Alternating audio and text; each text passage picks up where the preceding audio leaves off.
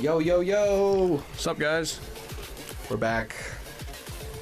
Back with another episode of Hard Talk. We're here with new visuals. Really try hard visuals. It looks good, man. Thanks. Good job. Trying to make it look exciting for you guys and exciting for us to sit in here and do this. So, yeah, welcome. How you guys doing? Mickey, what's up? Melissa? You're here every episode. That's so sweet. Glad you're here. Yeah, we're just getting started here. Gonna wait around a minute, just chat while you guys are joining in. We got a cool topic tonight.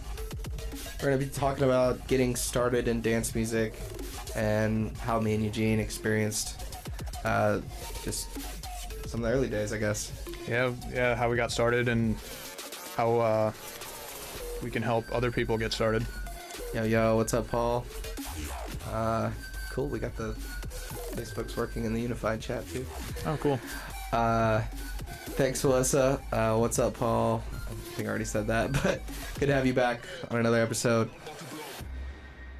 We're excited to be back, excited to give you guys some of the ideas that we've been talking about. We've been discussing the show a lot behind the scenes and just coming up with some cool ideas to share with you guys in the future. We probably have some ideas out for a couple months now at this point.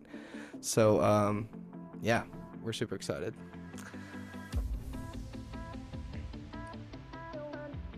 Hopefully we're not skipping too many frames here. I know my computer can handle it, but anyways.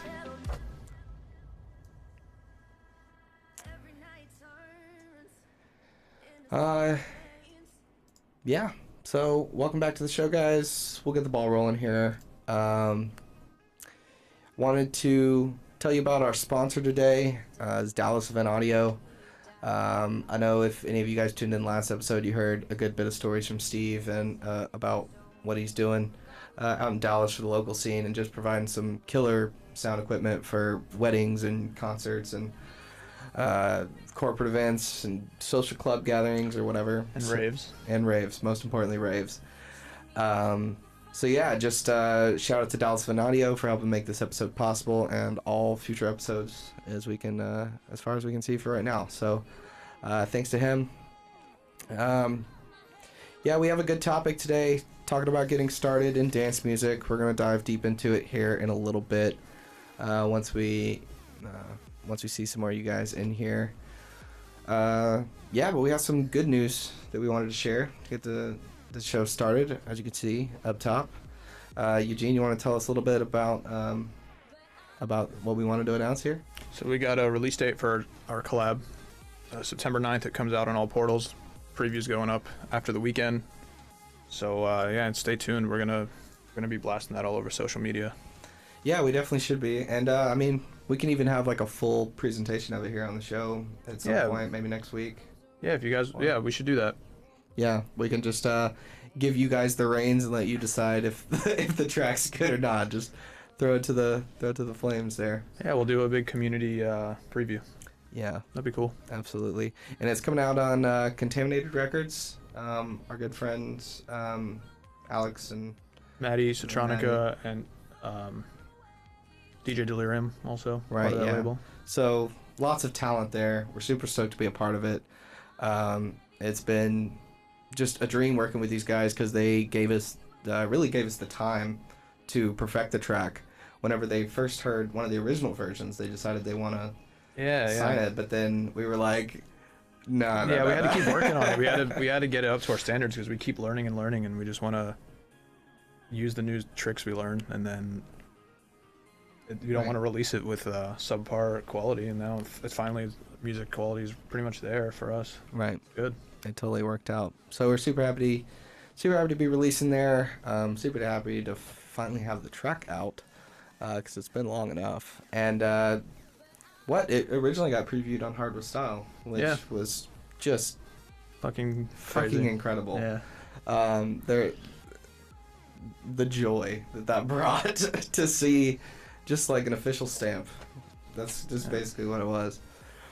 Yeah, give us a second here, guys. We're still just getting the show started, getting used to the new system here that we're rolling through. If you guys are not already, go ahead and join the Hard Talk group, which we created just for basically a back catalog for the episodes, and more importantly, to get like updates from us when we're about to go live, so that you don't have to miss anything. I know we've in the past jumped around a lot as far as times and dates. We do want to get settled in on a more rigid schedule, maybe once a week, and mostly at night, because I know you guys all work during the day. So yeah, we're gonna work on the schedules and make it a little bit more dope for you guys to be able to tune in. Yeah, definitely join the group, because you got to see the updates, and it's like basically the Facebook page for the podcast. So Exactly. It's called Hard Talk Live Video Series, or the Live Video Series. If you type that post it in the Facebook. comments. Yeah, good idea. Oh, yeah, and we're also live on Twitch and on YouTube too. Yeah, we decided to start streaming to those platforms as well, because we know we don't always want to take up your busy Facebook time. And if you want to keep scrolling, you're more than welcome to do so. And you want to listen to us in the background, pull us up in a separate tab, open us up in another app, whatever you want to do. But streaming on Facebook, YouTube, and Twitch all simultaneously. So you guys have a ton of options. You got options, yeah. Yeah. Yeah, maybe you can introduce our topic tonight while I'm posting this stuff here. Yeah, we were just discussing ideas for this podcast, and one of the topics that we thought of was just getting started in music, because it can be really complicated, just from the producing standpoint or in the branding standpoint or anything really, to get a brand started and branch out of a local scene and kind of get brand awareness going, and just different things we did for that, and what we could recommend doing, or maybe other people have some ideas to share. Yeah, we'd love to hear your ideas on it, because a lot of us, part of this show, are just either upcoming people in music or have been around music for a long time, and maybe they're curious about little steps that maybe another person took that they didn't take that you can learn from. And maybe we can learn from you guys, stuff that you've been able to do or stuff that you've seen work. We'd love to hear about it. I'm just posting the links to our YouTube, our Facebook group, our Twitch channel. You'll be able to pull those up and listen to us on another platform if you wish, or you could stick around right here on Facebook. We'll be able to talk to you guys on any of the platforms you choose, because Streamlabs, shout out, is awesome, and we have a unified chat now, so we're able to see all you guys. Alfredo, what's the YouTube link? Can't find your account.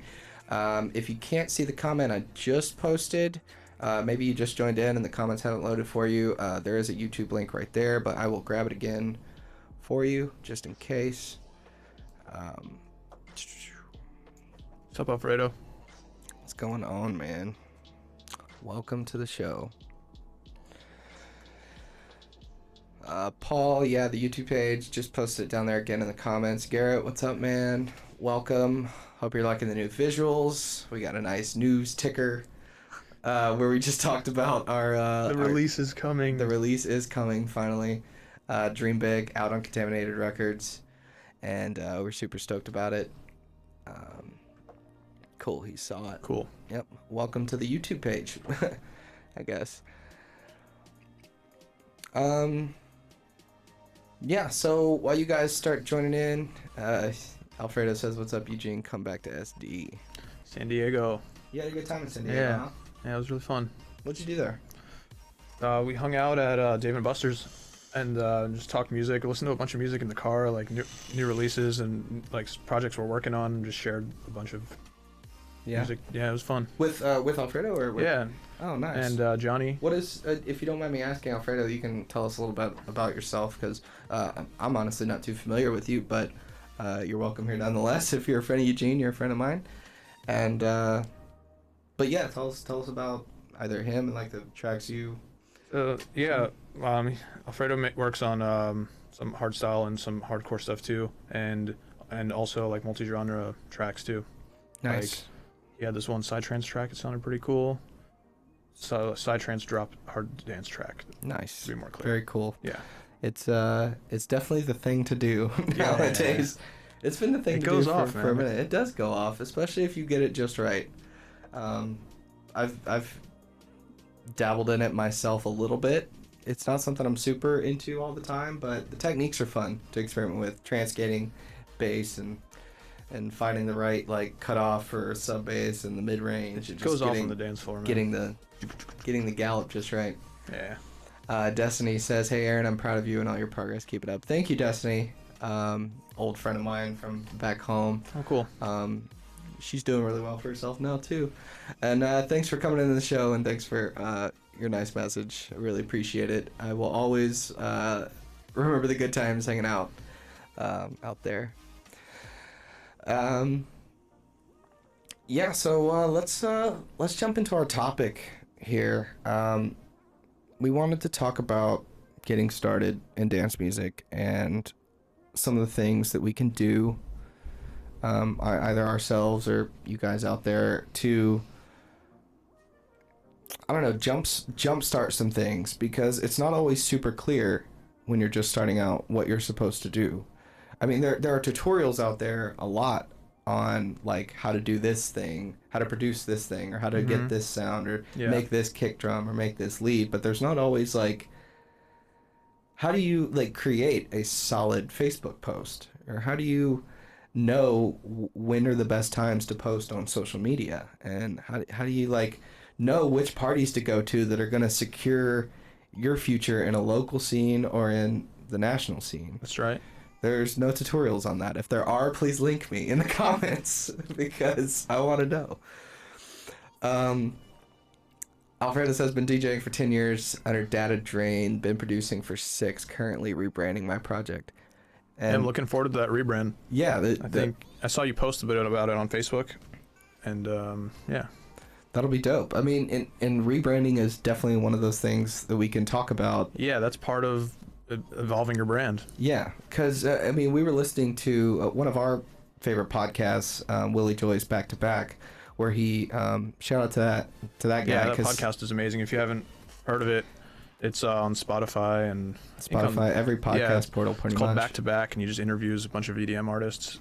Yeah, and all different genres, all different backgrounds, and just they talk about anything about how they got started or their successes, and it's just really cool. Yeah, there's a lot of interesting stuff on there, and basically, like, one thing that I learned from that show was in the interview with I.O. He was talking about how him and Jaws, I don't remember Jaws' name or I.O.'s name for that matter. I'm just going to refer to them by their artist name because I'm not cool and don't know their names. One thing I learned from there was, like, I.O. was making all of these tracks and not really knowing what to do with them, and Jaws just kind of gave him a slap in the face basically and said, these tracks are amazing, you need to start a new project with this sound. So when it comes to the rebranding, maybe focus on the sound and let the brand like attach itself to you, whether that's out of nowhere or whether that's from like a brainstorming session or something.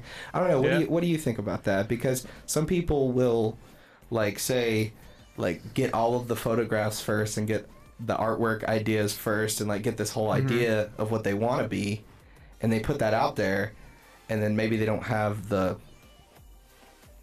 they don't have it to kind of like fully push themselves into the brand. So what's a good balance between like finding your sound or letting the sound find you? So you have to pick the name according to the sound. It has to make sense. That's part of it. I agree with that. There is a whole thing about letting it find you, and that does happen over time. But when you have like a hard launch date that you want to launch the project by, it's good to have a track or two to help solidify the understanding of what the brand is, or what it's going to do, and then reach out to all parties and get all the help you can get to get it shared out there. Yeah. So this advice not only applies to rebranding, but just branding in general. Yeah. Like when you're starting out and you got to use your network. Networking is the most important thing. Yeah. Like it by far is. People like. But how do you start networking when you don't, like for me, I don't want to say I got lucky because I made the right moves to like find the right people on purpose, but let's say you're in a situation where you're in like maybe not middle of nowhere, but like Cincinnati, Ohio. I don't know. If you're in some random city and you say like, this is my passion, this is what I want to do, and you don't necessarily know where to start with networking, what's the best bet? Are we looking at like becoming a known online figure by having like that's one way to do it, or that's one way to do it, but that's tough to do also. It's tough. I always recommend to just people, go to events, and if you have to fly somewhere or take a bus, do that. Yeah. Go out and meet people in the scene, meet the promoters and stuff, and just start to meet people and connect with them on Facebook too. Because it's one thing like adding people on Facebook, you can add a ton of people online, but putting in FaceTime at an actual event really goes a long way. Yeah, it definitely does. Is that kind of how you got your start? I mean, you're from Philadelphia. Yeah. Not exactly the home of hard dance in this country, yet you've managed to take your brand across the country and throughout the world even. And I'm sure some of us out there are wondering, how did he do that? Well, networking. Yeah. Going to events and working with promoters that don't even book hardstyle and talking to them about it and getting on these lineups from just putting out. I used to burn mixes and like hundreds of them and put stickers on them with my branding and everything, and go to these parties and then just hand them out to people. Just stand on the stairs between the two rooms and just hand out literally CDs. Just spamming. Just handing out CDs. Just like in real life. Copy paste spam. But in real life. Like a real life pop-up ad, you know? Yeah, that's just giving people CDs and they put it in when they drive home. Infect you with the virus. Yeah, but then they would like put them in when they drive home from the party, and then people would come up to me at other parties in the future and be like, "Dude, this mix is amazing." Yeah. And then they'd follow me on SoundCloud and Facebook, and then I would be playing parties where people don't even like hardstyle really and didn't know about it, but then they started to like it. Yeah, because I would cater to that. Yeah, I definitely remember some comments freestyle. Back in the day, people just saying like, I've been with you at parties when people have come up and said like, I don't like hardstyle, but I like when you play it. Yeah. And yeah, that's happened. That's so unique. Like I mean, I guess that's part of like focusing on your craft though, because what would actually at that low level where you're maybe not producing yet, or maybe you're not like a stellar DJ, like can go up there and just rock it with the best always. Like, is it a matter of picking this one little thing that you know you're good at, like finding your strengths and just like saying, I'm gonna hammer this strength? You definitely work with your strengths. Yeah, you know where your strengths are and use them for sure. I went a pretty long way just DJing and just learning to produce at the same time. Right. And you know, the quality of hardstyle tracks is so high, so sometimes it's intimidating to just like post what you're working on and get advice. And back when I started, people didn't really network the way they are now. Like there were these little communities. There was like a hard dance crew in other states in the countries, but we were one of people those. Weren't like like Denver hard dance. Yeah. But like we didn't talk. Right. I mean, it's not that we didn't want to. It's just that we were like. It was just the scene was just so small in the country that we didn't all communicate and didn't all meet didn't have opportunities to meet. Well, I don't think it was even viable to really talk until like American artists started producing tracks and like getting their brands known well enough to where other parties might even be interested in it, because at that stage, and this even may be the case now, like you may take a look around and say, well, I'll make this point after. Teddy says, keep it up, Teddy. Eugene. Man, throwback. I used to hand out flyers with him at parties all the time, he says. Yeah, dude. Yeah? Yeah, I remember when I got booked to open for Showtech, we were handing out flyers to the dining hall at the college. We went to Drexel together. I didn't know you opened for Showtech. I should have known that. The poster's been on your wall for years. Yeah, on my birthday, man. Oh my god. It's crazy. I'm sure that was one drunken adventure. That was like one of the last times they played hardstyle, and they played like a 2-hour hardstyle set. Wow. It was amazing. That must have been really special. Welcome to the show, guys. We're here talking about getting started in dance music, some of the things that we've noticed when we got started, and some of the things, like a lot of this is obviously hindsight. Like, to be honest, we didn't really know what we were doing, but maybe it can help some of you guys out there just navigate this extremely weird industry. But yeah, Teddy, welcome. Brandon, welcome.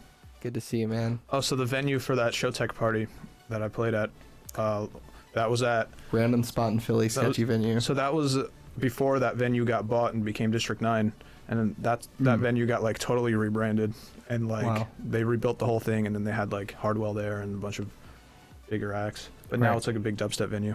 Wow, that's cool. Yeah. I forget what point I was making. What was I? So we were just talking about just handing out CDs and just doing like guerrilla marketing when you're just new to a community. Like that's how I started. Yeah. That's an option. But nowadays, the internet is so much more powerful. Everybody's posting ads everywhere, so that's a really good thing to do too. Yeah, that's one thing that's extremely different from when we started. Was like, I know when I got started in DJing, I think I literally created a Facebook. Like, I got Facebook whenever I decided I wanted to start like doing stuff with music, because MySpace was just dying, I guess. But so this was around 2010, 2011. That was a good time, man. It was much easier to promote back then. It was. And because, I don't know, people just knew where things were. And now you don't really have to try to seek out anything anymore. It's just all presented to you in one. Yeah, just blasted at you all day with your news feed. And so now you're the filter. Like, you just have to like decide what information to keep. That can be really difficult.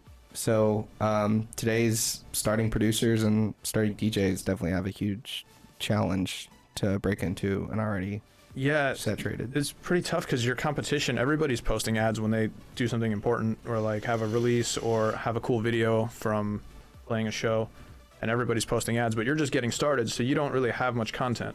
So you have to figure out how to make content and then figure out how to get people to interact with it, and that's tough. Yeah, and it can be like we were saying earlier, like it really is just a matter of like focusing on your strengths. Yeah. Like, you may be good at one thing and you may be terrible at another thing. Yeah, if you're good at DJing, maybe make mixes and post them online, but that's just part of it. You would have to... Right.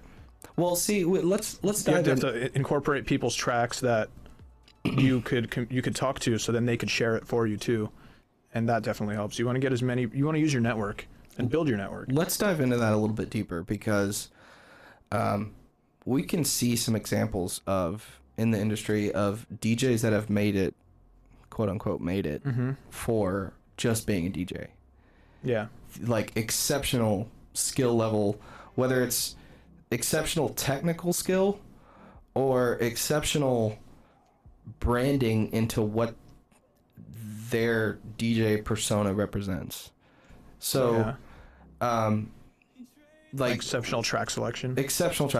And like, people that come to mind are obviously like Kutsky, who has only a couple solo tracks to his name, but is honestly just so good at reading a party and reading a vibe and selecting the right tracks and throwing killer events Yeah, all the time. and now so. he's been releasing a bunch more, like on Foolish, and he finally Right. yeah, he spent a lot of time, from what I remember, he has a podcast, and he had a BBC One show, Yeah. and he would be a host for this music and use those strengths as a host to build his brand. Right. And then with his DJ skills and ability to scratch and stuff, he really built a brand for himself and was playing a ton of parties. And then as the tracks started coming out, he got bigger and bigger collabs. And Yeah. So, I mean, maybe he always wanted to produce. Like, I'm sure he did, but like maybe early on in his career, he decided like, I want to do this and I want to be up on these stages, and I'm not the best producer.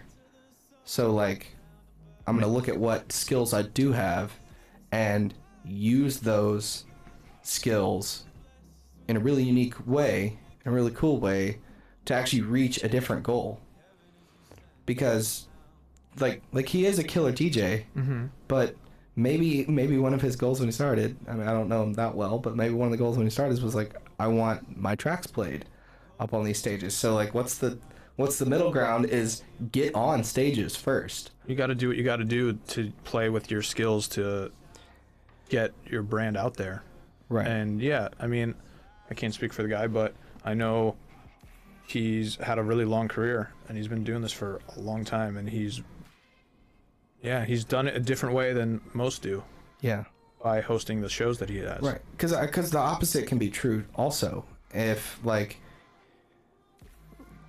maybe your goal is to just play absolutely killer DJ sets and make the coolest blends and the coolest transitions and make the dance floor go crazy, but you don't know how to do that yet. So maybe it literally is just reverse. Like, so what do you do to actually get on those stages and have that energy is start producing tracks, maybe get some bookings for producing good tracks, and then once you get those bookings, you actually get the chance to experience a crowd. And when you get to experience crowd after crowd after crowd, and the crowd gets bigger and bigger, that's your chance to actually say like, okay, now I can learn the skill that I needed to reach my goal, which was to play killer DJ sets and get all the best tracks and play all the best tracks. And if you don't know how to do that yet, how do you learn? You get experience. And so, I mean, this is like my thing about the Kutski thing and other incredible DJs out there is maybe his goal was to really be a producer, and he didn't really know anyone or know the right technical skills, so he put himself in the right environment to learn over the years, and then he accomplished that goal. Yeah, exactly. Yeah, like a lot of producing is like a long game. Like, you get started and the learning curve is so high that it takes so long to even get the tracks, the sound design, or the tracks, the writing for the tracks to sound okay. Yeah. And it takes forever to learn that. And a lot of people will take the short game where they just learn to DJ first and see if they like that and how that goes. But now the entry level is so high because there's so many of those people that learn to DJ first without learning to produce first. And that's what I did. I mean, it makes sense to do that because producing, the learning curve is so high, and you want to get the instant gratification, instant results of mixing the tracks. Are you saying the producing learning? I mean, the producing. I thought you said the DJing learning curve is so high. Oh, the producing learning curve is so high. The DJing learning curve is you can pretty learn. low. Anyone can learn. Yeah, anyone can learn within a day, probably. Let's take Melissa's question here. She says, what are your guys' general thoughts on Facebook groups for producers? I know Code Black has a relatively active group where producers share tracks, ask questions, and share advice. Do you guys think that's useful? Are there other groups or forums where producers network that are helpful for any aspects of growing your name? Great question. Yeah, you want to start on that one? Well, I love that Code Black producer group. Yeah. I think we both love it. So it's a really if that's cool any thing indication, 2 out of 2 producers love the Code Black producer group. Well, it's just nice to be able to ask questions in there, or like the sound banks that they make and everything. Everybody contributes and helps each other. It's pretty cool. Yeah, just having that is cool.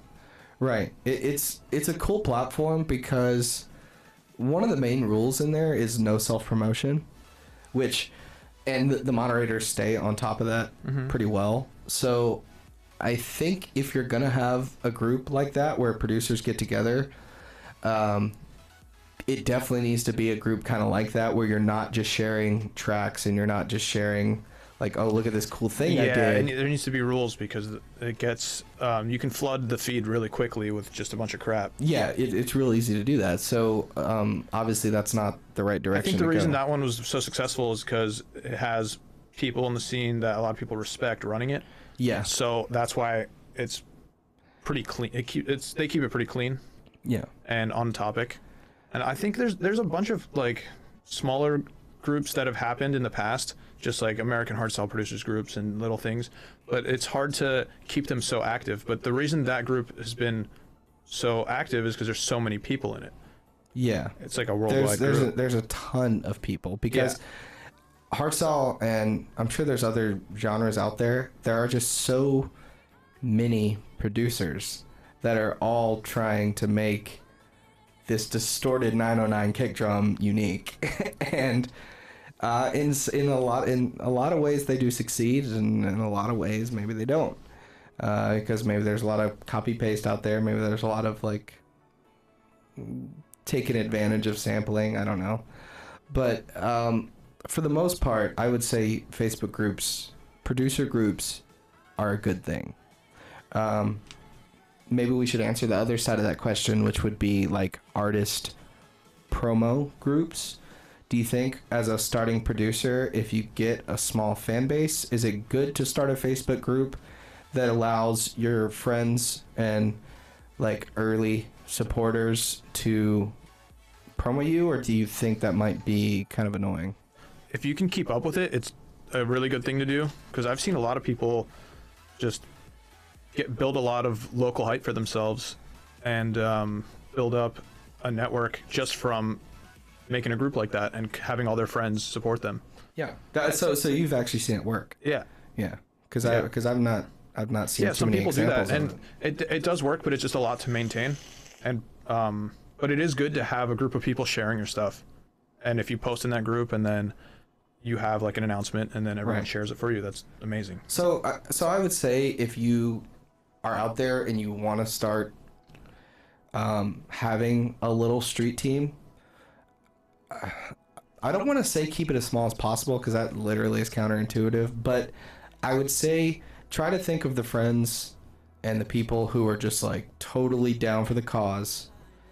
Start a group, or even just like message them individually and see if they would want to be part of a group, because it's better to message individually than to just add everyone to a group, because then they're all confused. Yeah, they're just like, what is that? I've already liked your page. What is this? Yeah. It's better, talk to them individually. Yeah. I prefer to just, if I need someone to share something, I just message them individually, because running a group is too much for me, like, to keep up with it. I have all this other stuff going on.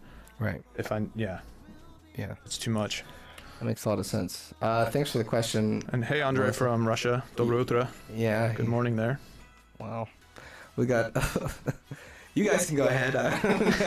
Just going to start talking in Russian. Yeah, I mean, might as well. I can whip out my Russian keyboard if you need the different alphabet. No. What's up, man? Thanks for tuning in so early in the morning there. Maybe we're speaking quietly enough to where we're not disturbing you before you've had your morning coffee. I know it's an important thing for you guys. Your morning espresso with a shot of vodka. If it's one of those days. Is that a Russian car bomb? It's a Friday there now, so you can do that. That's a good point. Yeah, guys, welcome to the show. Just take a quick breather from the topic to tell you guys about... Oh, we forgot the other half of the question.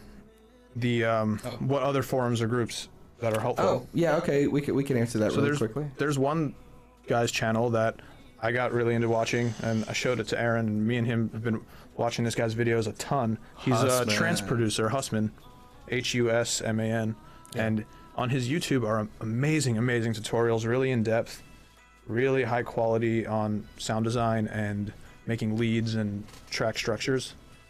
Yeah, it's really good stuff. So yeah, it's super helpful. The best part about his channel is that he presents it with such a good attitude.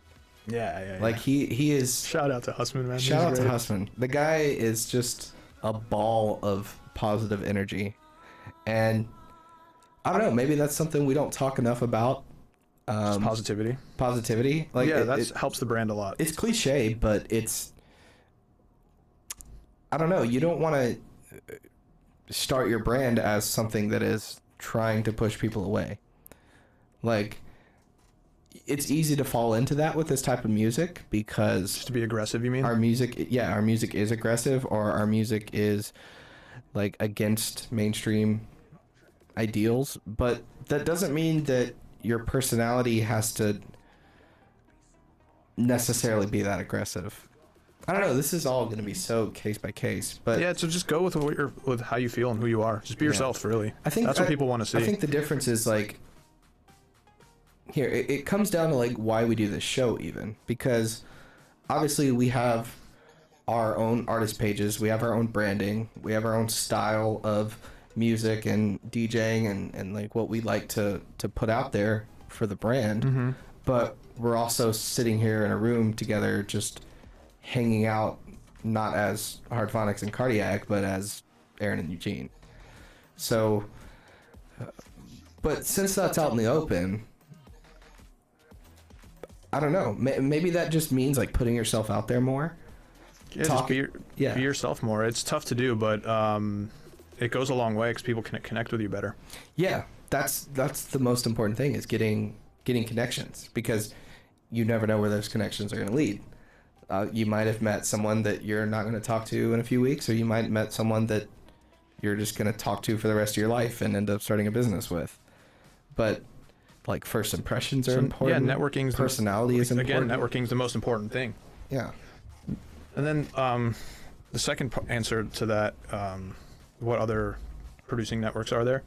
It just reminded me, a good person to have chat about this would be Michael Faze, because he also has a big YouTube channel where he shares tips and tricks and how to technical knowledge. Yeah, he's built his brand around that and sharing information and having good vibes on the stream and just remaking tracks and releasing stuff and giveaways, and that really helps.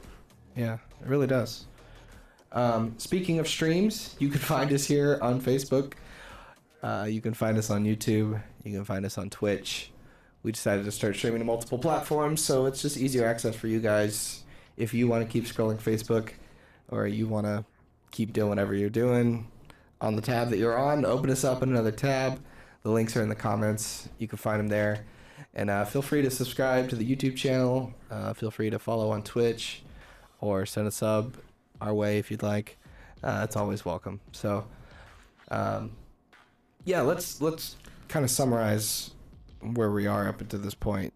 Some of the key tips, pro tips for networking. Yeah. Going out to events, physically meeting people after meeting them on the internet. Yeah. Being yourself in your brand, and working with your strengths. I think you just worded that actually really well. Being yourself in your brand is what I was trying to get at, because it is possible to both, like, have a brand and have it be a part of you as well, and attach more of yourself to the brand than trying to like form it to be this thing that you want it to be. You'd be really surprised how like the types of good things that can come out of a brand when you just put more of yourself into it and say like, this is who I am, and like, I have these goals, and just show people that you are, take people on the journey with you. Yeah, absolutely. Melissa says, what if I do all three platforms at the same time? Yeah, get as much knowledge as you can. I think she means, what if I watch Facebook, YouTube? I thought she meant with the producing networks. I hope you enjoy a ton of echoes. Just constant echoing. Brandon asked, what was the artist tutorials again? If you're talking about producing, Michael Faze has some awesome tutorials. And Hussman. And Hussman as well. Husman. Yeah. Obviously different styles of genres, music there. but still the techniques can be can be shared between genres. We've learned a ton from watching tutorials that were not hardstyle because Yeah, exactly. it's about the theory. Yeah. You know, like the theory of what they're doing, not necessarily. And it doesn't like, matter what DAW they're in, really. Once you understand how a DAW works, you can navigate. And half the time, it doesn't even matter about the plugin. I mean, sometimes plugins but it matter. helps when you're starting to have the to be able to follow along with the same plugins, because you get Right, it's yeah, hard. that's true. It's hard to use your ears when you're first starting, Right. And you kind of have to go off visuals. Right. Melissa gets 3 times the knowledge and echoes. Incredible. Just hammer it into your brain. Hey, Aaron, maybe you should just comment back to Brandon. Oh yeah. the Brandon, names. I'll type the guy that that we're talking about, Husband. If you're into trance music at all, this guy does it in such a unique way. It's really good, and it's like harder too. Yeah, it's definitely harder. It's definitely like what does he call it? Big room trance. It's like big room trance, yeah. Yeah, big room trance with just dirty saws, dirty bass lines, and like techniques huge can be atmosphere. totally be transferred into hardstyle. And he did a hardstyle lead tutorial. Yeah, he did. He did a breakdown of the audio tricks tutorial. Yeah, which is and basically it sounded just like- amazing. He did a really good he job. did an incredible job. Yeah, check that out, man. Enjoy. Lando's here, David's here, Sarah. Welcome, guys. What's up, everybody? Good to see you guys on the show. Yeah, we're just talking about getting started in music and sharing things that help. Lando asks, is this going to be an everyday talk show? Absolutely not. I wish we could, but you know, Yeah, we got things to do. life gets in the way. But we do want to do this as often as possible. We've been talking about doing the show maybe once a week and just kind of making each show a little bit more specific. Yeah, like less free form and more topic based. Yeah. What's up, Sarah? We have some nice topics written out for hopefully a few months. But obviously things will come in the middle. We're going to have some guests on. Yeah, Lando, you should come on the show. Absolutely. Yeah, I talked to him today about what I think we should talk about, and he's all for it. Oh, So, cool. Yeah, pretty soon we'll have Lando on the show. Arcada, who is playing EDC Orlando, coming up soon. And so he'll be awesome to talk to on the show and let you guys know what he's about. I want to make it clear that it's not necessarily an interview. I don't want to really do interviews on the show, but I do want to have people around that kind of fit a topic that I think would have a lot to say. Like people that have experience in the specific topic. Yeah, exactly. That makes sense. So that's kind of where we're going with the show, because this is just a talk show. It's not it's not an interrogation. It's just a conversation. So Yeah, we can get Sim on here. yeah, Sim's another guy that I definitely want to talk to. Just talk about the East Coast hard dance scene. Yeah, Pretty cool. That's definitely he's the It guy. can be a group chat too. I mean, Yeah, I guess the more the better. Lando knows all about that too. Just get everyone on Skype and just throw it in there and just have everyone screaming and nothing getting done. Yeah, what's up, Matt? Welcome to the stream. We're just hanging out chatting about getting started in dance music and some of the things you can do. Yeah. His pizza tutorials. Who does pizza tutorials? Oh, Sim has a pizza track. What? He has a pizza track? It's like a reverse bass track. How did I not know about this? He played it at Headhunters. That's why I know about it. Of course the guy from New York has a pizza track. That's fantastic. The reverse bass was fat, man. Link it in the comments. I want to hear it. I want to just... I mean, if it is, I don't know if is he it posted out? it. Is it I don't not know if he out? posted it. Well, if there's any video of it or anything like that, I'd be happy to hear it. Anyways, maybe we can talk about gear, Yeah, that's a good one. And, There's like, so much to choose from. It's a bit, programs and plugins and gear. What's necessary? Yeah. What's not? Things that you can download that will help you out. well, a MIDI keyboard. Do you think that's first? Like Speakers. if I'm just here, I have a friend who recently was just like, I know nothing about making music, but I want to start because I have these ideas. So what do you tell someone that is literally just at the base? Watch tutorials. Link them with tutorials on. I would recommend Ableton just because it's easy to use for people that are starting. OTT, Matt says. OTT we on agree, everything, we agree, man. Yeah. But yeah, like really watching some tutorials just to understand what you're looking at before just downloading the program and then being confused and overwhelmed. That's not going to help. Yeah. But watching some videos on people that have a lot of knowledge, like there's this other guy, Zen World, on YouTube, and I used to watch a bunch of his videos because he's just he nicely explains things and has really good visuals, and that helped a lot. Yeah, like just watching stuff, but then at some point you do need to invest in good speakers. Right. Doesn't really. Or you, I mean, a lot of people can't use speakers though. Headphones then. Headphones, because they might be in apartments or they might be in. The headphones you have are really good. The Bear Dynamic ones. Yeah, we have. Should show them on stream. We have a couple different pairs. These are the ones that we have. The Bear Dynamic DT 770s. They're super comfy. Like literally, it feels like wearing a pillow on your head. Yeah, you can it's wear them for a while and hours they're and really hours clear. And never like even feel like you need to take them off. They have a super clean drivers. There's no distortion. Really quality headphone that Bear Dynamic put out. So, and I think they're on sale now too, because they're not old, but they're older in terms of headphones that have come out. But they're great. They're proven. Those are like proven over time. Yeah, those are some of the best ones. Yeah. So I mean, for the value, if you recognize those, you've probably seen lots of streamers or people in. Yeah. Like I think even like in Armin's State of Trance videos, like I see them all around the studio. Oh, that's awesome. DT 770. Because they're not too expensive and they do a good job. Armin approves of those headphones. So, yeah, maybe invest in a good pair of headphones, and that way you're not, because this can be a problem starting out, is you listen to dance music a lot of times because it has like sick bass, right? And maybe you're in a room with computer speakers or like 3-inch monitors or something, and you're just trying to get the most bass or something like that. Yeah, that's a mistake a lot of people do, is crank up the bass because they don't have a good reference for it. Right. And so they put way too much bass in music when they first start. I was guilty of this too. Right. Me too, dude. Before I had a subwoofer to go with my monitors, mixdowns were just so difficult because when you're starting out a producer, maybe you don't know how to read analyzers and things like that, and you're just trying to by ear get the best sound you can.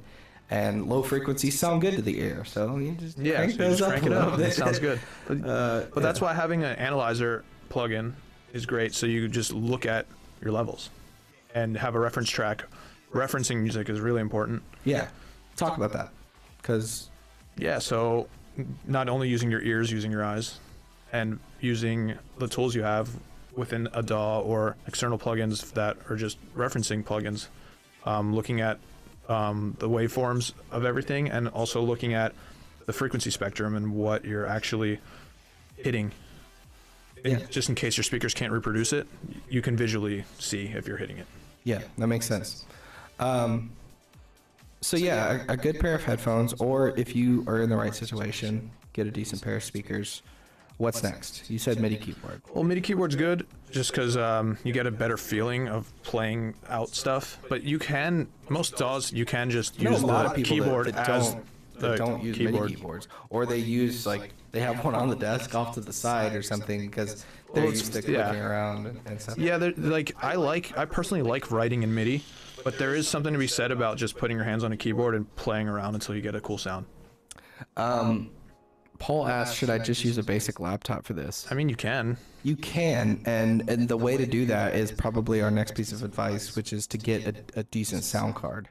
Audio interface. Or an external audio interface. Because what an audio interface does is, I mean, I'm sure you guys know some of this, I'm preaching to the choir here, but an audio interface takes the job of processing audio away from your computer and puts it in its own box. So your computer has the power to do other things like graphical processing, make sure there's no skipping on the screen, and has the ability to load your samples or load the plugins that you're trying to run. That's right. Which obviously, the deeper you get into producing and the more plugins you use, yes, you're going to need a better computer eventually. But I started out on a really terrible laptop. 4 gigs of RAM, just terrible processor, but the fact that I had an external sound card allowed me to produce for months starting out where I didn't really know anything, but at least my computer was running okay, and I wasn't held back by that, because there's one thing that's just like, if there's one thing that's terrible about starting out, is being limited by hardware. Yeah.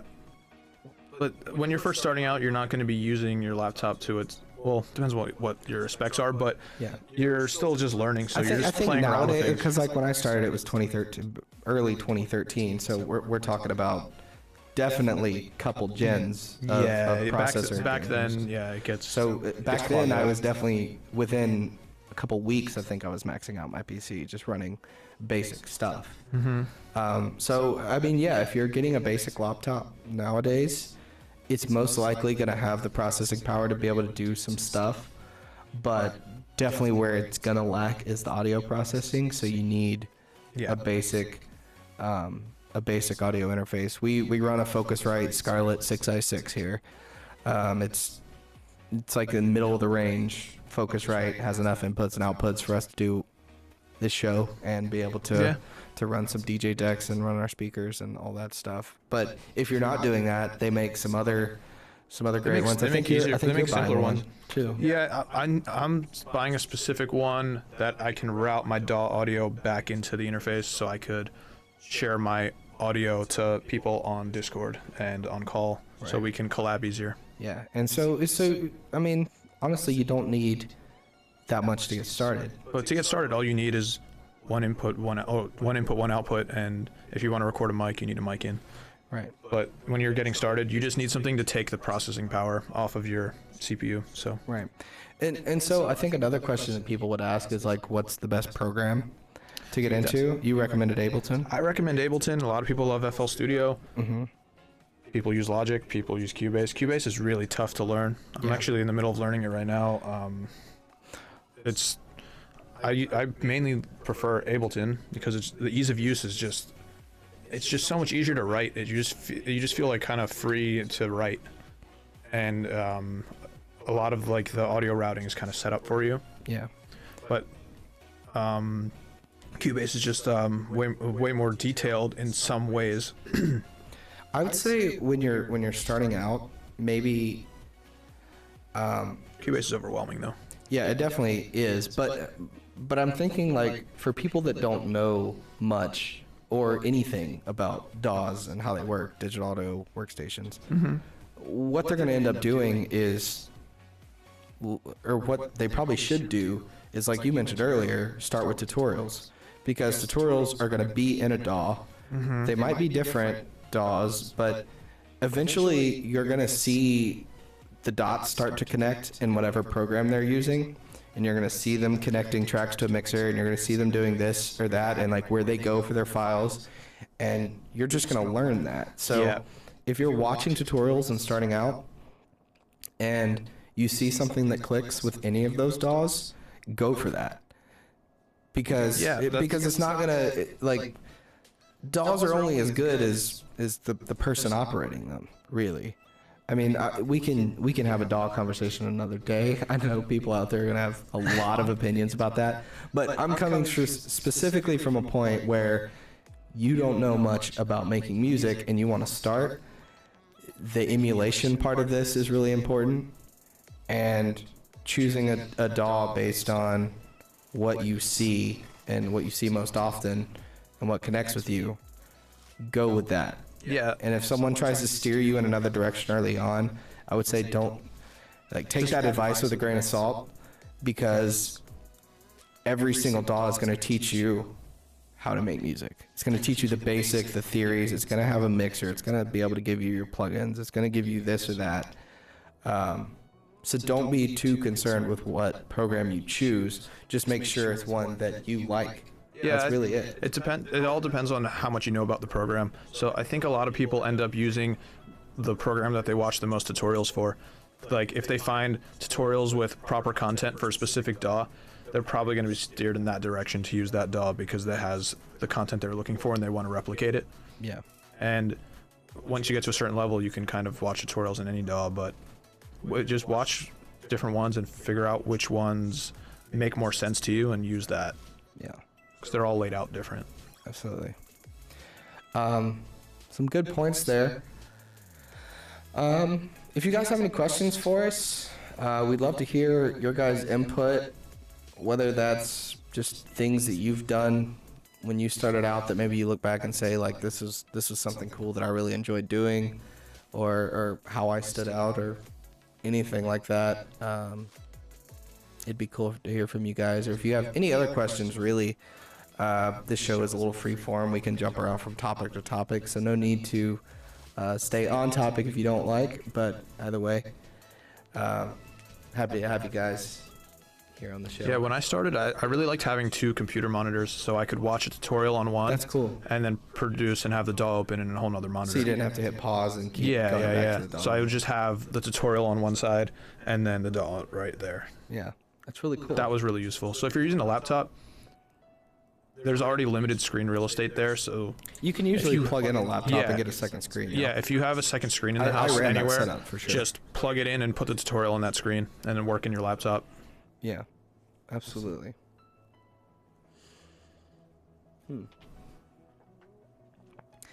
Guys, we're gonna take a quick breather here. I'm gonna get something to drink and construct this thing again.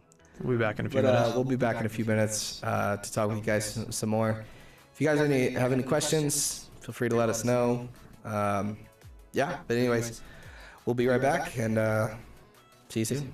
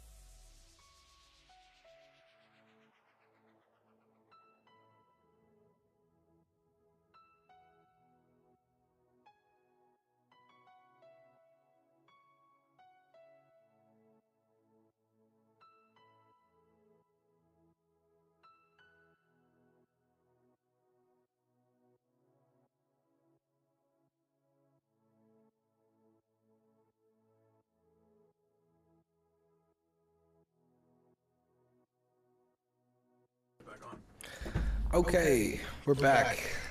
That was pretty fast. Quick water break. Quick water break, and yeah. Anyways, so what do we want to talk about? We covered some networking, and since that's the most important one, I want to stress it more. Yeah, I should get my mic back over here. So, we talked about networking, and since I find that as the most important one to get a brand out there, I want to kind of stress it a little bit more. Yeah, let's hear it.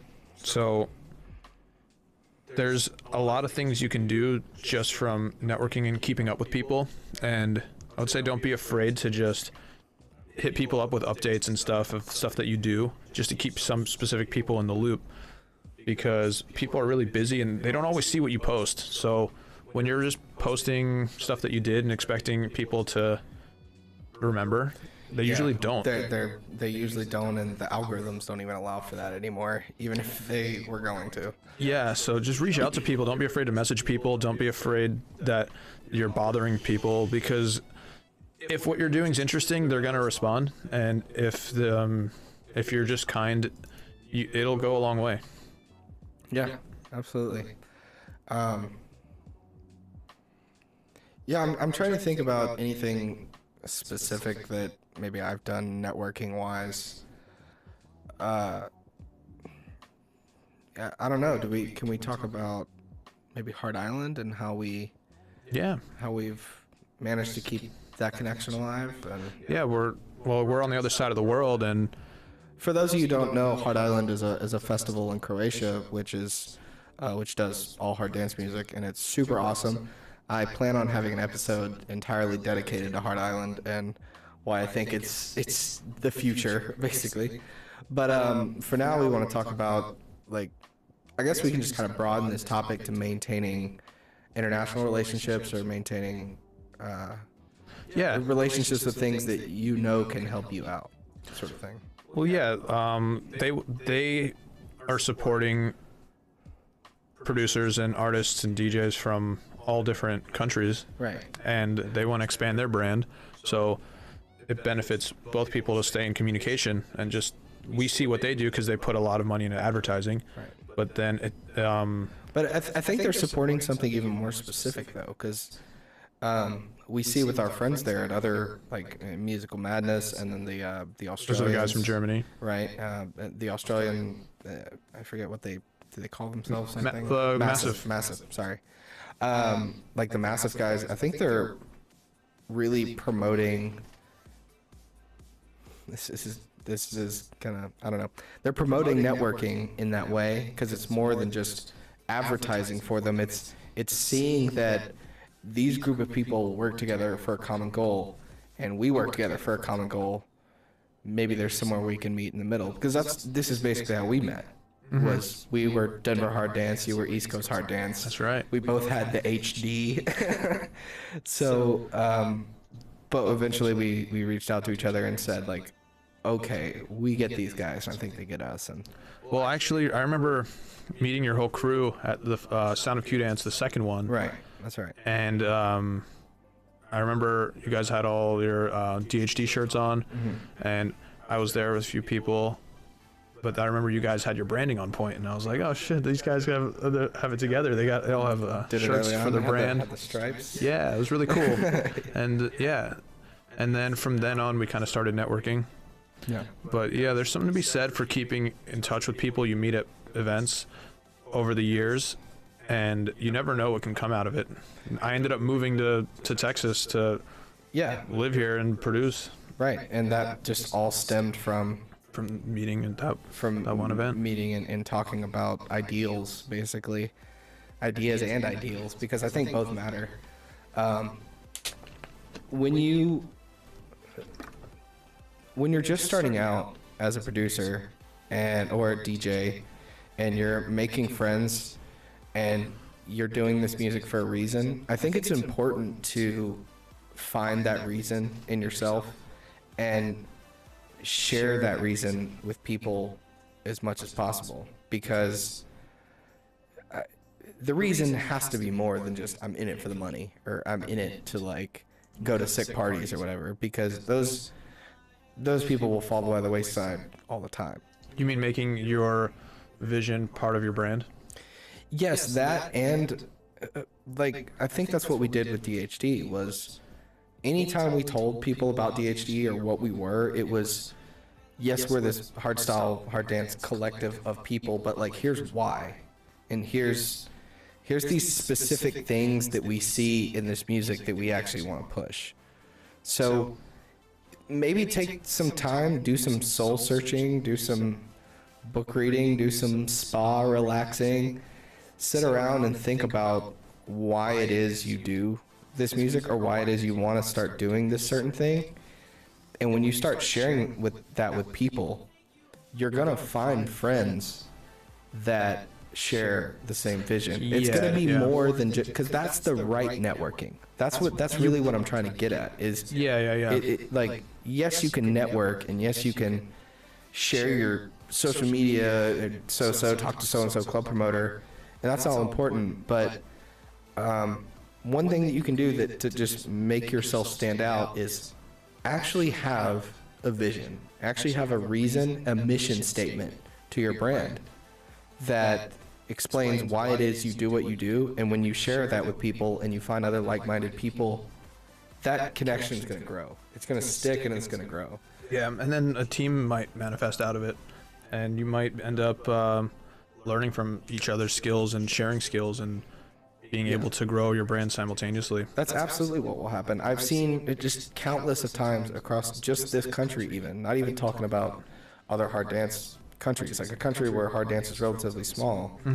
Seen it countless times where people with similar good ideas have reached across the aisle and became friends with people that they would otherwise never be friends with, or like shaped each other around a common goal or a vision or something like that, and maybe a new brand is born, maybe a new project is born, maybe you see something in yourself that you wanted to change and like started to make changes based on someone else's perspective because you now trust that person and they trust you. That's just how you grow, man. Like Yeah. like I remember just growing up, whenever I would like, this is a different topic, but I would be skateboarding and I would always learn faster from skating with people that were better than me and doing, and like that the more we would skate together, the better I would get, the faster I would get.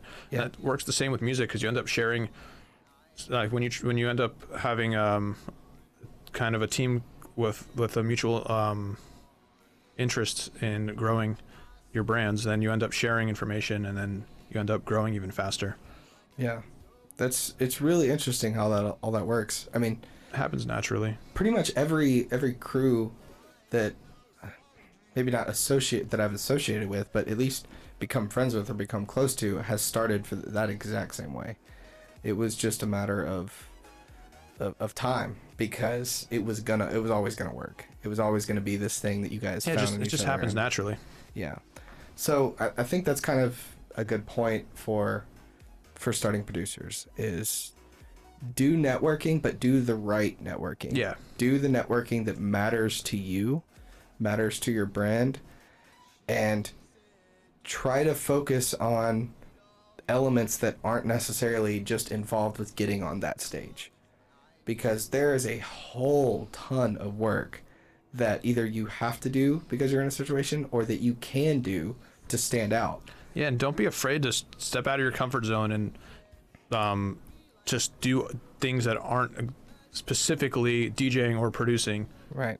Like, I'm a perfect example of this, because I ended up starting to throw events with a couple of my friends that we met in that same way. We had a similar vision. We needed more music in our area, and we're all aspiring DJs and producers. So then we all decided to band together and just throw some parties and see what happened. And then that grew.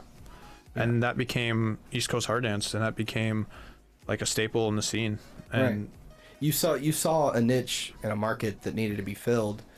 And like, would you say your DJ career or your producing career is at where it's at now because of East Coast Hard Dance? It definitely played a major role. Yeah. We were able to bring artists as time went on. We were able to bring bigger and bigger artists from overseas, and then just talking to them and networking with them, and just asking questions and growing. I mean, it's all just one big thing. I mean, you're still working on music. You're just doing it in a different way. Yeah. And that's such a good point, is that yeah, there are so many paths that you can take. And this kind of touches on what we talked about at the top of the show with like DJs versus producers and how they got where they are. You can expand that conversation to stage hands and lighting guys and sound guys. Yeah, you can. And anything, like if, like, let's just set a hypothetical situation out there. If you know anything about speakers and you're a great sound guy and you wanted to get started, and you go to all these shows and you see all these DJs and you're like, man, I really want to do that. What's one way that you can do that is to say, okay, I'm going to run an awesome sound and lighting business. I'm going to provide the best possible services to the people that support me. Mm-hmm. And with that relationship, you might grow close to a promoter, and maybe you go to that promoter and say, hey, like, I've been serving you all these years, or I've served you at all these great parties, and I have this cool idea for a project that I want to do. Is there any opening slots, or is there any get your foot in the door? It's literally anything. That's just one small example, but there's so many other ways that you can go out of your way to make an impression on someone and show them that you care about more things other than just and it shows that you're reliable and that they can trust you. Reliability is important. Trust is important. Yeah, so there's many ways to do this, but you like these types of organizations that organize the events that you guys go to, It's a lot of work. Ton. I know firsthand how much work it is. Though some of you guys in this chat might know as well. It's an extreme amount of work, and any help is appreciated. So if you come out to a party and you offer to help with something that you have a skill in, you're instantly going to stand out, and they're going to remember your name, and they're going to remember your artist name. And if you just came up there and you're like, I'm so-and-so DJ, starting out and I'm new here, then they probably won't remember your name just because they're busy and they've got a lot going on. But if you can show some kind of value, it could help to just stand out. Yeah, standing out is really the theme of this show, because, I mean, it's one thing to talk about getting started in terms of gear and equipment and stuff, but on top of that, these are the types of things that you can get started on now, that you don't have to necessarily save up a ton of money for, or a big expense. It doesn't cost anything, or it might cost, okay, I just take get that back. involved. It might cost you $10 or $20 to go to a party, but besides that, it doesn't cost you anything while you're at that party to go up to the promoter and say, hey, I really like what you're doing. Is there any way I can help out? And even if not, talk to me next time, because just keep showing up. That's the thing.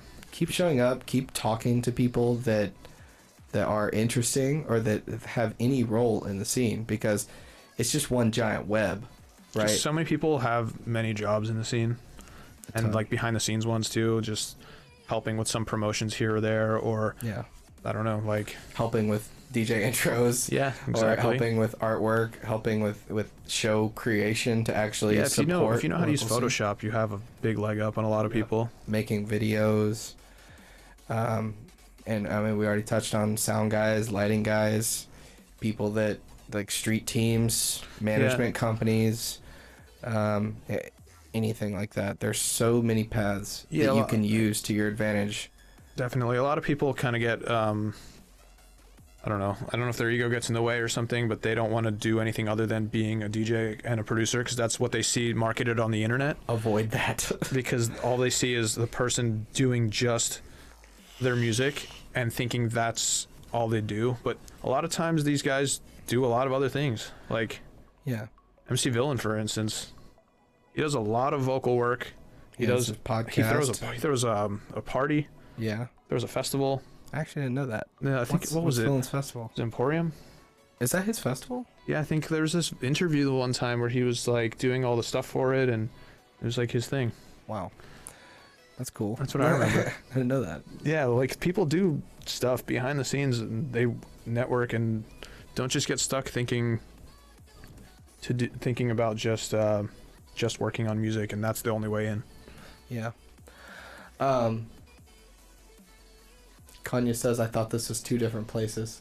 The trick worked. No, we're here. Hello. It works. No, we got some new visuals for the show.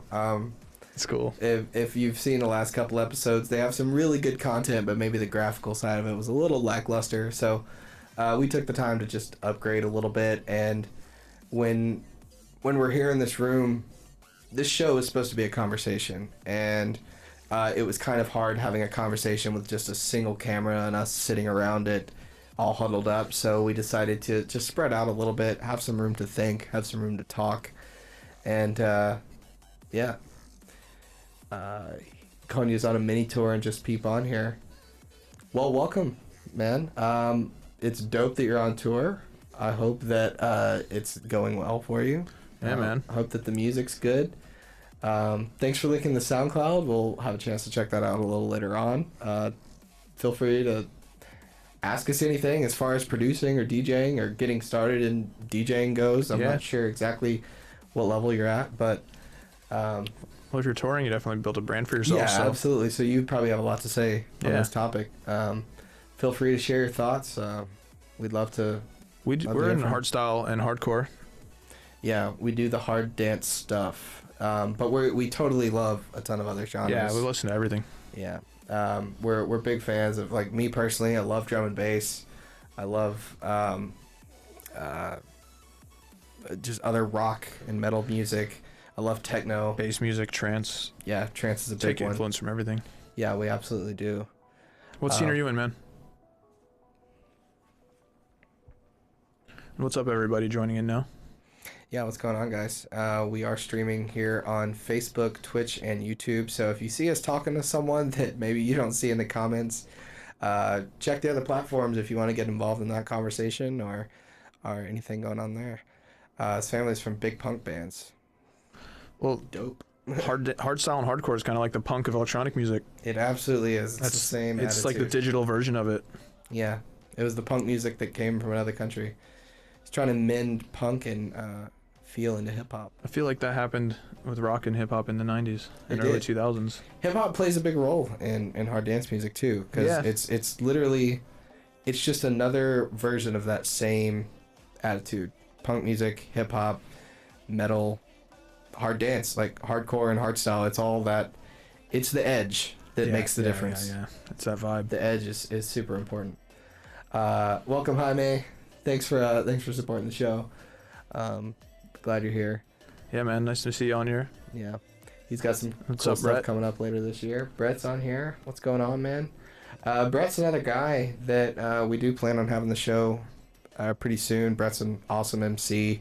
He's done a lot of cool work with not only artists and at shows, but me and him work together quite often on DJ intros, and the atmosphere that that we create as a duo is pretty sick. So Yeah, you guys do a good job. I wanna have him on the show, and we can talk about the role of MCs in dance music, why they're so prominent in hardstyle and hardcore music, or in the hard dance scene in general, maybe why they're not so popular in other genres, and maybe the types of things that you can learn from either of those perspectives. That's a good topic. You see a lot of MCs in drum and bass, and then you see them in hardstyle, but they're different. And then you see it more like in hardstyle. It's a pretty cool thing, but it's a whole topic for another. It's gonna be a topic for another day, but I'm super excited to talk about it. Brett, maybe I could just ask you right on here, what's your schedule looking like next week? Because maybe I'd love to do the show next week, mostly at night. It'll be fun. Be cool to have the topic like kind of set up maybe a week in advance, so you guys can discuss it among yourselves, and we can have a lot more opinions, a lot more ideas on the show. I knew you would think it was a great topic. What are you gonna say? MCs are terrible. We don't need them. Which might be someone's opinion. I don't know. Yeah, the people definitely have that opinion, but I think there's a reason they're there. Kanye says your Insta doesn't show up. Maybe he's looking. Maybe you're looking for Kardiak, which is that Kardiak. Kardiak music. Oh, that's probably why. I must have put the wrong one. Sorry, guys. I did put the wrong promo for you. Kardiak music. One word. Kardiak music is his Instagram. If you're looking for mine, it's just going to be Hard Phonics, which might be on there. It might not. I think I have my Twitch and Facebook, but. And yeah, we missed a question that Melissa asked. Oh yeah, where's? She asked if since the Netherlands is the home for hardstyle, she asked if we're going to be moving there, or we plan to move there, or we plan to stay here in the U.S. and work on the U.S. scene. That is a huge question. So I've been working on the U.S. scene for years on the East Coast, and real quick, just thanks Kanye for following us. We will hit you back with a follow as well. We definitely appreciate it. It's cool to hear perspectives from other people and other genres, because we share a lot of the same stuff in common, and I think that's really what we want this show to be about, is bridging those connections, because there's so much out there that people think sets each other apart. We're all doing the same thing. But we're all doing the same thing. Yeah. We all are trying to do the same thing, and we all have so much in our common. own unique ways, you know. And it'd be really cool to talk about it. So, we hope to see you on the show in the future and hear from you. Yeah, man. Nice to meet you. Good luck on your tour, and feel free to stick around for the rest of the show where we talk about other things. Yeah, we talk about either staying in USA and working, like the importance of the USA scene versus the scene in the Netherlands, and our plans, I guess. Yeah, so personally, I've been involved in the East Coast scene, between doing events, organizing events, DJing events, promoting other people's events, just everything. Just really big on growing it out there in New York as a scene and everything. And that is a big challenge, building new marketplaces. Yeah. It's definitely not easy, and it's definitely a lot of effort, but it takes teams of people. No one can do it just by themselves. The thing is we actually have some precedent now for people our age and around our, like, that kind of grew up together through this music. We have some friends that live in the Netherlands. We have some friends that have stayed back and done it here. And the challenges of both are so unique. There's such a, like, it's such a hard comparison to say, like, if this works in the US, I'm just going to bring that to the Netherlands. Well, what's nice is to go to the Netherlands and see how their systems work, but you can't expect it all to work the same way in the States. But it is interesting to see how their scene is such a tight-knit machine of operations and how everything works on such a scale, because the scale is so vast, but compared to the American scene. Right. Have a good night, Kanye. Good night, man. Yeah, and there's still some parallels, and I think the best thing to do is for people to network more in the States and help each other out, because, like I said, no one person can build a scene. It takes all of us to just share what we have and keep doing it and grow the pie. Yeah, growing the pie is super important. That's important right now. Yeah, it's definitely going to be at different stages of your career that you determine at that moment what's the best thing for you. Is your goal to move there, or are you wanting to stay here and grow the U.S. hardstyle scene? Depends on the vibe. Like, you could either really, if you want to be really involved, you can go to LA. Yeah. Or the Netherlands, or if you're on the East Coast, go to New York. I think my answer to that is, it's so tough to answer. Like, one thing that I told myself when I started out doing music was, I said, like, okay, what's the end goal for Hard Phonics? What's the end goal for DHD and all these projects we started? And that answer in my head was, in 20 years, I want the work that I put in now to be able to give someone in the US a fighting chance to make a living on this music. It was I like that. It was to, like, say, I believe in this music so much that maybe I'm like the guinea pig, and like maybe a lot of us are the guinea pigs of. Well, we're the first generation of people doing this, really, here. Well, not really. Well, we're not here. I think we're the second generation. Yeah, because there's guys, but they had their careers in Europe. Right. That's the difference. That's the main thing. Is they were making a.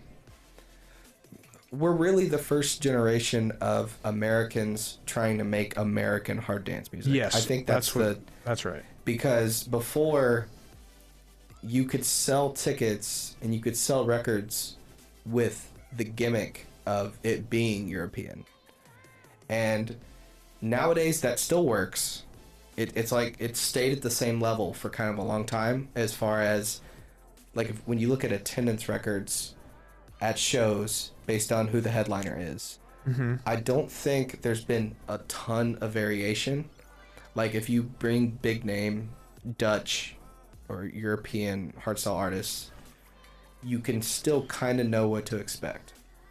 But if you're talking about bringing, like, the hot American artist right now, you really don't know what to expect. Because the American sound isn't defined yet. Yeah, it's not defined. So I think that's the project that, if it turns out life keeps me in the US, I want to stay focused on the project of building that sound of it, and even if it's built off the back of a European sound, which it's always going to be. Hardstyle is borrowed from another country. It's never going to be completely original. But is there a way to attach an original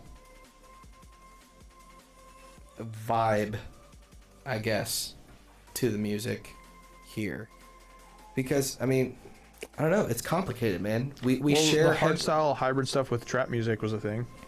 And it's was still a thing. It was. It just was really popular for a little bit, and then it didn't really evolve too far past what it was.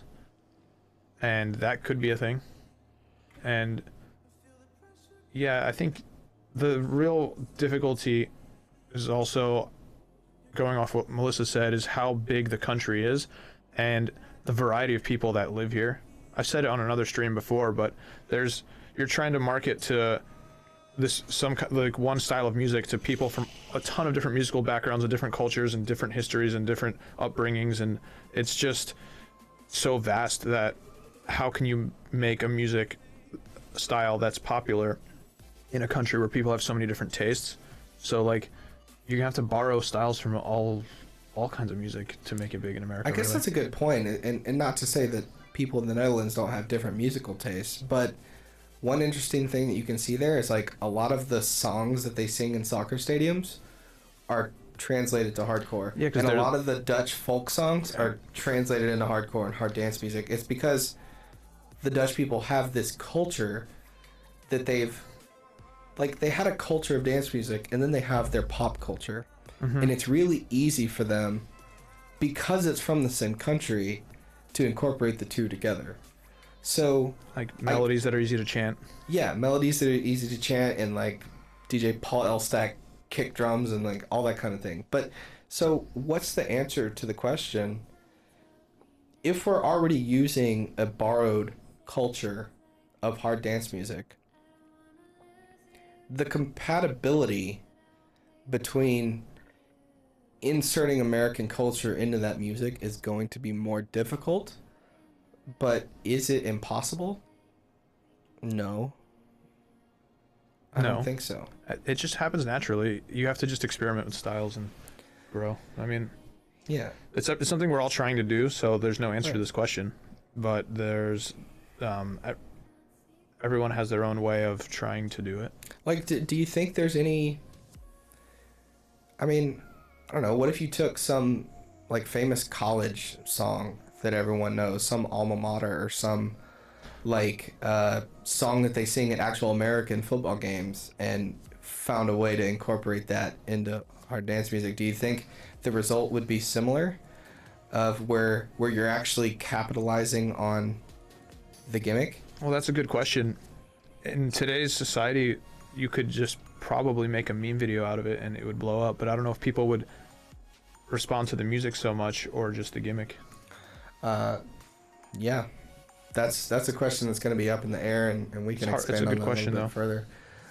Kanya, welcome back. I guess random question: do you guys use Ableton? I do. He does. I use Bitwig. I am the token Bitwig guy. The lone wolf out here. Lone wolf running Bitwig, because I think it's incredible, and he will admit great. It's incredible. Bitwig's just like Ableton, but it's I think it's even friendlier in terms of user friendliness. I would agree. Somehow. But of course I'm going to agree. Bitwig's made by I'm the gonna engineers. accept any compliment you give it. Bitwig's made by the engineers of Ableton and Cubase that quit and made their own DAW. And it looks like Ableton. It's almost the same. Yeah. It has a lot of cool features. It's just as fully fledged out as any other DAW. Great, yeah. It's got everything covered.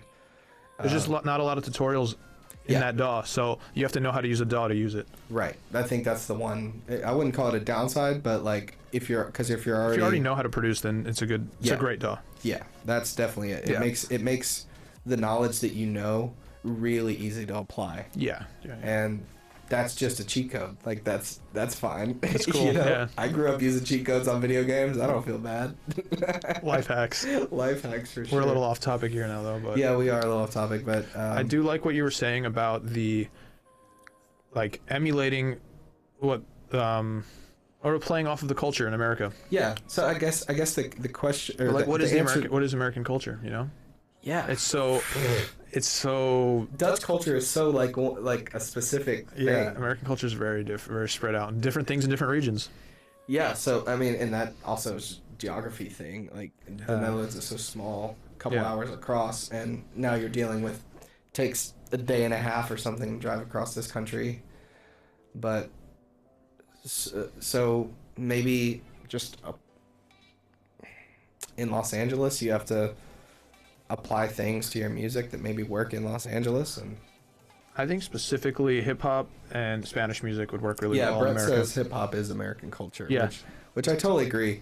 Especially now, like I do, at work, I work with a couple of high schoolers, and it's kind of interesting how much they talk about, like, they talk about all these different kinds of music and all these different artists, and they show each other all these different songs. But then to my ear, I'm just like, it all sounds like you're listening to the same exact guy say the same exact thing like, and the same exact rhythm. Like modern hip hop. Yeah. Modern rap. So maybe we're underestimating American culture, and that it's so deeply ingrained that all you have to do is kind of like take a look around you for a minute and say, yeah, the thing with hip hop is it's on a breakbeat, and yeah, with hardstyle and hardcore, it's just on a 4/4 rhythm, and incorporating trap into it was a way of kind of bringing that hip hop into it, but it was just kind of done on the beat side of things and not really on the lyrical side. Yeah, that's true. Yeah, I think people that love hip hop in America really love lyrics and the flow of the vocal is the melody. They don't want a melody playing a melody. They want the vocal to be the melody. That's exactly, and that's one of the not what biggest this music's differences. about. Yeah. So you would have to really sacrifice the way it is and have the vocal be the main thing for most of the track, and then have a drop of hardstyle in it. I don't think I've ever heard that before. And maybe you're onto something.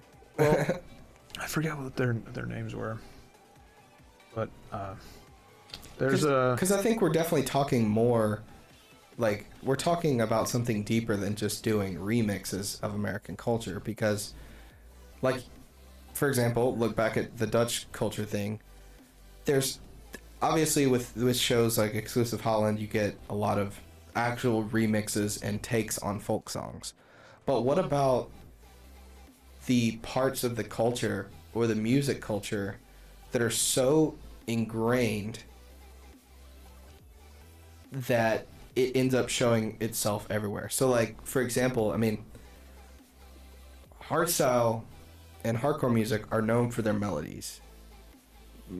Well, okay, they're known for their kick drums, but let's say in terms of melodic style of this music, when you talk to trance producers or you talk to house producers, and I was just listening to a podcast the other day from, oh God, I can't remember his name, big trance guy, but he's worked with Frontliner and Noise Controllers.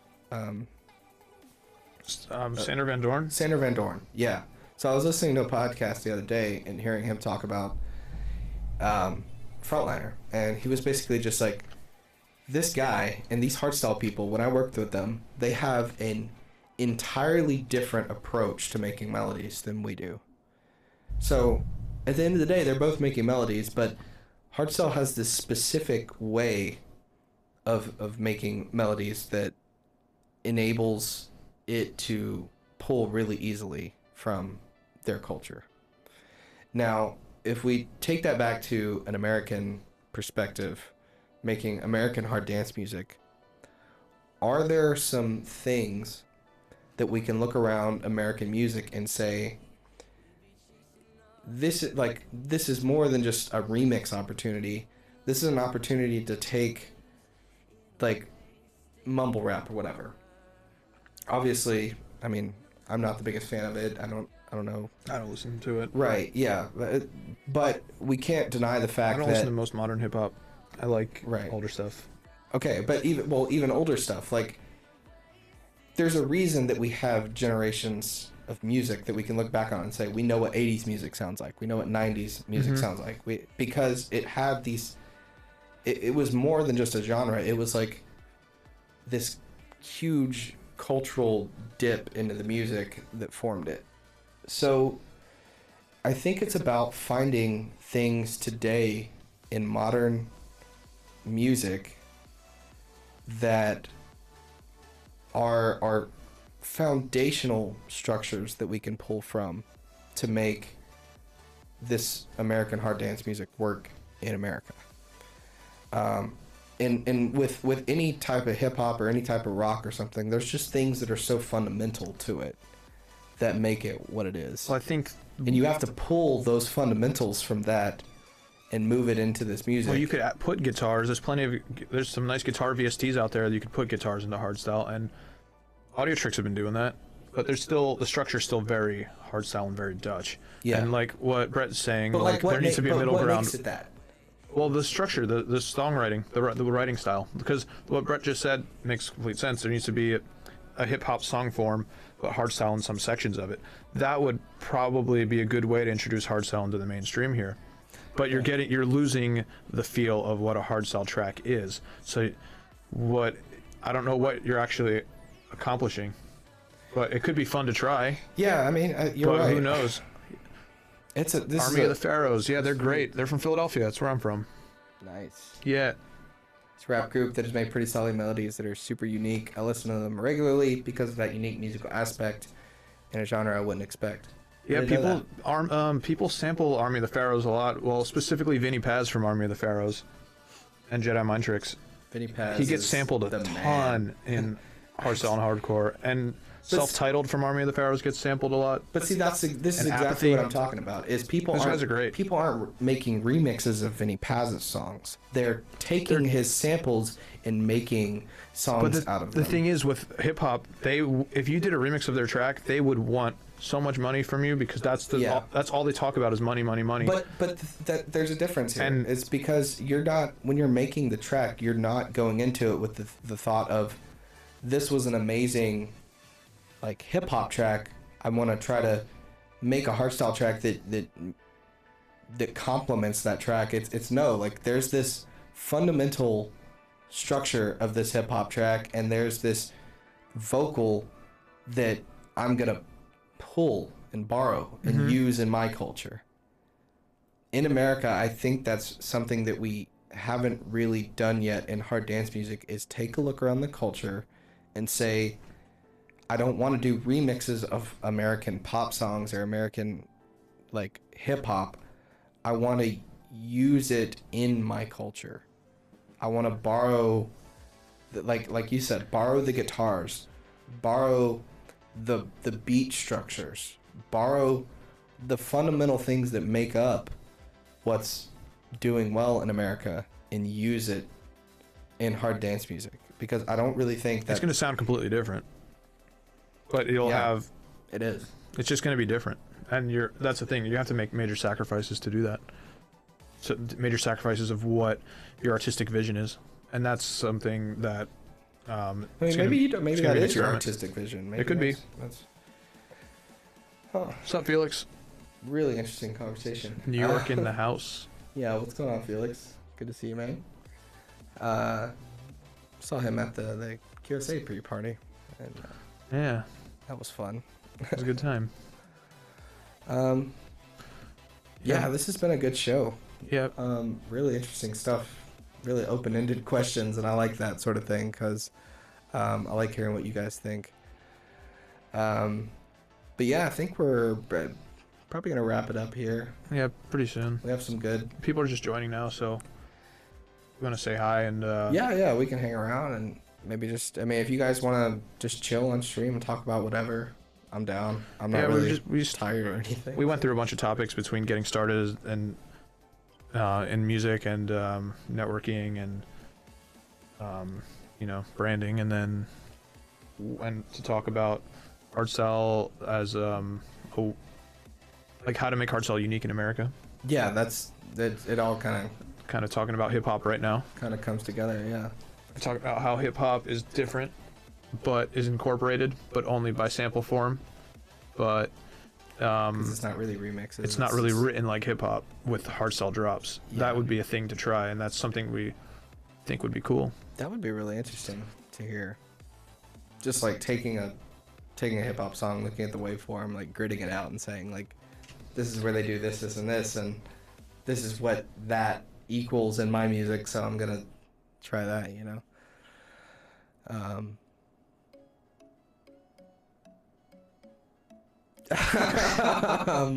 Well, that's cool. Sorry. Seth, he's male, he's 26, he's visiting California for a bodybuilding competition, and he can play electric guitar. Good profile. I feel like I put guitar in the tracks through a VST because I don't know how to play guitar, and the computer lets me do it. That's smart. And it's pretty great. Yeah, I used to know how to play guitar when I was like, I think I played for like 3 or 4 years, but I got short, stubby fingers, and I never got really. It's really technically hard too to good. reach on the frets. Yeah, exactly. You need long fingers. What my issue was. I tried to learn guitar one time, and I ended up doing computer music, as you can see. Yeah, I mean it's worth it for us to be able to have sort of the unlimited capacity to use any instrument in any. That's what I like about computer music. I think that's why it's become so successful, is because kids just looked around and said, well, I can't do that and I can't do that, but like I'm really good at this, and now I can learn everything all at once. I used to take piano lessons, Yeah. and that helped because now I can do I can just sight read music and I could just play. Yeah. But you don't need any.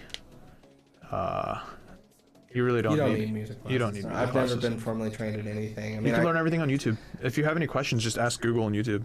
I grew up in a very musical family. No one in my family ever took musical classes, but my dad was in like a crazy metal band back in the 90s and 2000s, and my brother did punk music and hip hop and a ton of artistic stuff, and I ended up following the music path as well. And you just kind of, if you love music, it's worth it to just stay in it. You don't have to. I mean, it definitely helps if there's specific things you want to learn, but you can always learn on the internet. You don't need to know how to read music or you don't need to be classically trained to make music these days. What's going on, AJ? Yo, what up, AJ? Good to see you, man. That guy. Chicago in the house tonight, and New York, That guy does some serious. and work Russia. behind Yeah, the AJ's scenes. been killing it. He's a graphic designer, and If you need any artwork, don't hit him up because he's probably too busy. But hit him up anyways because he does some seriously good work. Welcome to the stream, man. Hope you like what's going on here. We've been talking today about getting started in dance music and talking about networking and talking about. we should have a night where we have some graphic people on stream. Yeah. And just call them on Discord and talk about that side of the music industry. Yeah, because that's a whole nother freaking story, man. Because you have to navigate everything differently. That's It's like a totally result based industry, whereas music, it's like it's result based, but it's also like, well, like if you're not good at this, are you good at that? And you know, name of your next album. Computer music's the name of a magazine, actually. Since you've had a first album, apparently. Yeah, my next What one. was your first album? What was that like? Yeah, it was pretty great. It was pretty underground. Pretty underground. How many Yeah. people heard it? Like 0, 1? No. Just me. You didn't even hear it. It was that underground. Melissa says she's tried taking music theory classes, and that was not easy. James did my final exam for me. Well, you had James do your final exam. I mean, there's your problem. That guy knows everything.